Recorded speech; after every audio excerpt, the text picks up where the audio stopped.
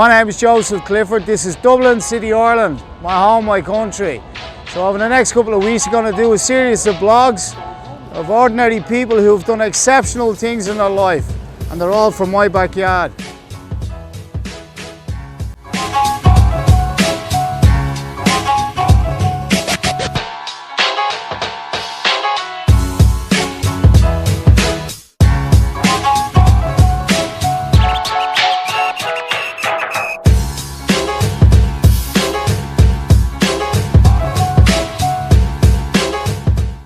So you qualified for the Olympics, so your passage then into the Olympics, achieving your goal to become an Olympian, you were saying that's all you ever wanted was the 5 rings in your short.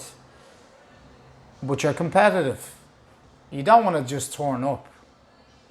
It's compete or complete. You're not turning up just making up numbers, you're turning up to win. Or did you have winning on your mind at the time in Beijing? No, we didn't have winning on our mind as a team. Okay. Which was it's funny you say that, and it's kind of a bit of reverse psychology. We went there to perform, and it was all about the performance. And with the 5-knit team that we had, we just concentrated on performance. Forgot about results, forgot about outcomes, we just concentrated on controlling the controllables, as Gary Keegan used to say, and Billy Walsh. But when we got the draw again, we took one fight at a time, one round at a time, each and every one of us. And we were all there to support each other and represent it as best we could. And the drive that we had with the 5 on that team, all getting beaten by eventual Olympic gold medalists, was fantastic. Going back with 2 bronze and a silver.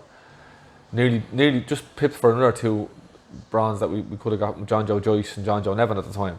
So what a team, you know, of 5 boxers. But it was a bit performance based. We went out there, and I said it myself, if I go out here and I get beaten by a better man on the day, I'll shake his hand and wish him the best of luck. I'm not going to have any grudges against anyone.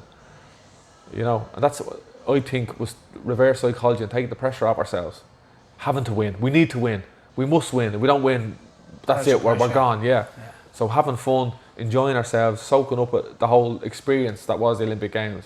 But just when the bell rang, get that first point, get that second point, build on your lead. Don't get hit. That's all it was. It's the same ring as it was in any other part of the world. The team that was around you, like Gary Keegan put the systems in place so it would work, although some may claim, but he was a genius in his own right and still is today.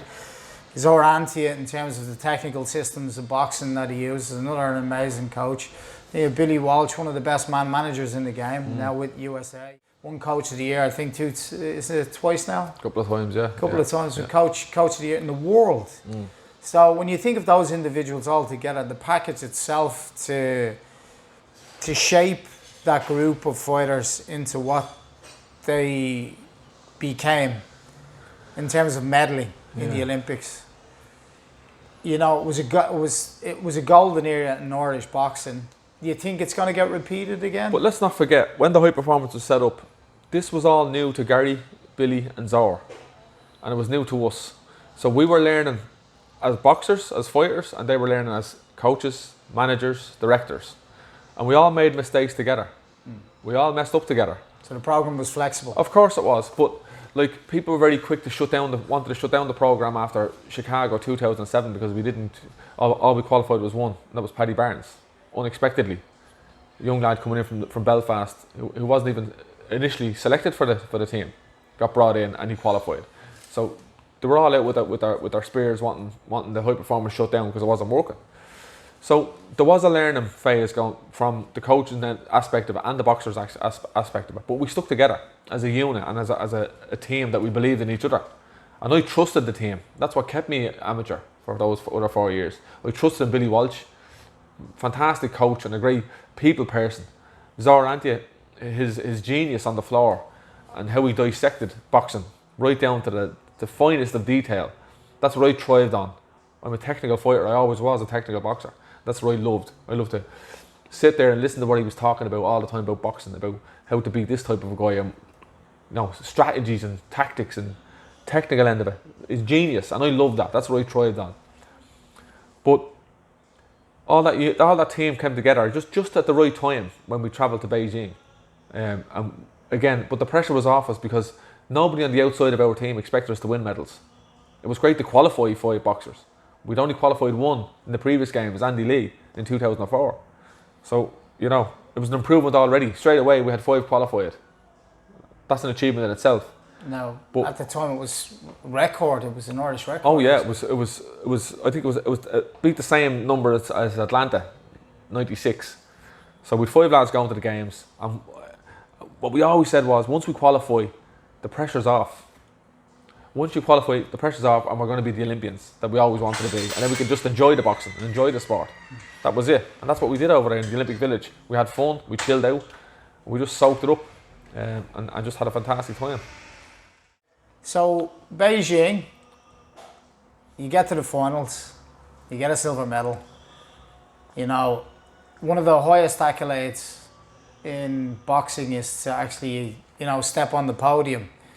To be obviously number 1, a very close fight with that Chinese, I can't, forgive me. Zhang, yeah. Very, very close fight, very technical fight. And to come out the loser of that fight, what did it feel like? You know, mixed emotions when you're talking about there. It's bringing stuff up me. But like, what does an Olympic medal mean to me?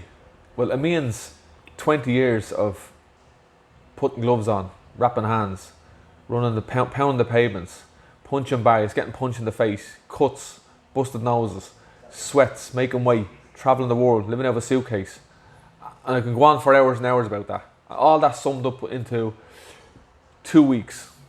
The Olympic medal wasn't just one specific moment, it was 2 weeks in that competition that made me box the way I boxed, perform the way I performed, to enable me stand on that podium and accept that medal. The Olympic final was what it was. People say, you won an Olympic silver medal. Other people say, no, you lost the gold medal. So it's a funny paradox, you know. Like, I achieved something great, I got to an Olympic final, I lost the Olympic final and I come back with a silver medal. If I was offered that silver medal at the start of those games, when we landed in Beijing, would I have taken it? With 2 hands. Would have tore it out of the pocket. But getting to the games, winning that silver medal, a fantastic achievement. Something that I didn't expect to happen, but I got the look of the draw, had a very good draw, but I produced the goods on the day that brought me to that Olympic final. I always remember Billy Walsh doing an interview on, I think it was RTA, and he was very emotional doing it, the interview itself. Probably not the best time to do an interview, but it just showed you his passion and his love for each and every one of you boxers on the team. You know, having achieved that accolade, at that moment, you're in the Olympic Village, you've stepped on the podium, you've received the medal, you step off the podium, you're on the plane, you're heading home. Now you arrive in Ireland to celebrations, to accolades, to, you know, people asking you for public appearances. And then what? After a period of time, you know, the people forget about you, you're just left to the wayside. Are you just an afterthought in Irish boxing after your contribution? You're saying 20 years of anybody's life is a long, long time. So what was it like when you came home? Coming home with the medal obviously was you know, fantastic. The crowd in the airport I didn't expect, because when we were in the village there was no real outside contact. I rang my mum once a day, see how things were at home, you know, and things were heating up at home in the house with the media and stuff. But coming home to the welcome that we got, not just myself but the rest of the whole Olympic team, and my boxing club was there in Neilstown, and there were banners and screaming your name and all, you know. And I've walked through that airport many a time and there'd be no one there to welcome you. You know, we're an old bronze medal from a shitty muddy nation, the arsehole of Timbuktu, you know. But you know, that's the way it is. But coming back with as you say, the Olympic silver, the highest sport and accolade anyone could ask for, bringing it back to Clondalkin was a very proud moment for me, because I'd represented Clondalkin and represented Neilstown for many years in the boxing ring, and this was just the icing on the cake. And it was great for the area, great for the kids. Got a lot of kids back into sport. I've seen kids out in the grass punching each other with gloves on. You'd never see that before. You know, that was rare, where you'd see kids sparring each other in the green, where normally they have a football or you know. So that was nice to see, you know, and the clubs did fill up again. And the same then, obviously 4 years later with Katie Taylor then, you know, but a very proud moment for me and my family. But then, as you said, the clock keeps ticking, and you're a wanted man. So you're getting pulled from Jack to John, and you're getting offered to cut this ribbon and that ribbon, and it's kind of hectic, and it's something that you're not used to. So it's a bit much. It's a bit. Was it overwhelming? Forceful, yeah, overwhelming, and it's hard to adapt, because that wasn't my life. I was used to structure, going to bed, sleeping, training, repeat, discipline. But then that all went out the window then, and it kind of was a free for all. But it was good to go out and make money, and I suppose capitalise on the fame, if you like, of being Ireland's most famous person in August 2008. And that went on for a few months, and I kind of disconnected from sport, from boxing, from the people that were around me and that made me reach that accolade, and that was probably coming the start of me downfall, if you like, from that pinnacle of reaching the Olympic podium. How do you fill the void, Kenny? How do you fill the void when you actually... Because I always remember when I quit, nobody'd ever remember me. I was just one of these people that partook in boxing. But I always remember, I was always very dedicated. Phil Sutcliffe used to always say, you're very dedicated, very disciplined. I wish I could bottle it. I didn't have the skill set or the talent that you guys had. You guys were off the Richter. But, it's a massive void or vacuum to fill when you quit boxing. What do you fill it with? You're training twice a day. It's all your life. Even your clothes, your laundry, all of it's training gear. From domestic stuff right all the way to the road you travel and stuff. Now that's all gone, and you're just left kind of with this big empty hole to fill. I think retirement for me was